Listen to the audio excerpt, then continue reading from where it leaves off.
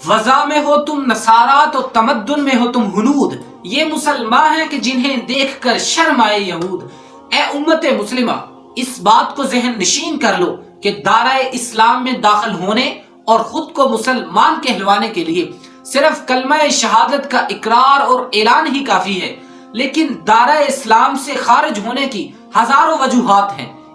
ضروریات دین میں سے کسی ایک کا بھی انکار کفر کے ماں سوا کچھ نہیں۔ اللہ تعالیٰ کی صفات عالیہ میں سے کسی ایک بھی صفت کو انسانوں میں مانا تو مشرک۔ قرآن پاک کے ایک آیت ایک جملے کا بھی انکار کیا تو کفر۔ منصب ختم نبوت حضور اکرم صلی اللہ علیہ وسلم کے بعد کسی بھی انسان کو کسی بھی حیثیت میں نبی مانا تو مرتد۔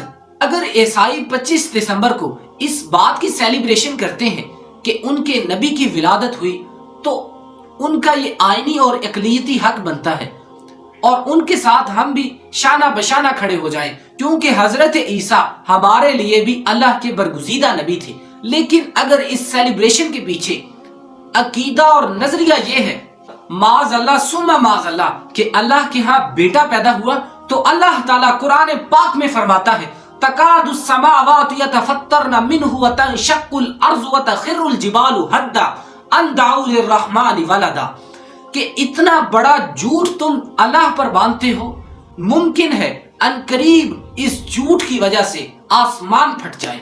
لم یلد ولم یولد، نہ تو وہ کسی کی اولاد ہے اور نہ اس کی کوئی اولاد ہے، لہٰذا یہ بڑے بڑے جبے اور دستارے پہنے ہوئے کا ایمان ہم قرآن پر چھوڑتے ہیں۔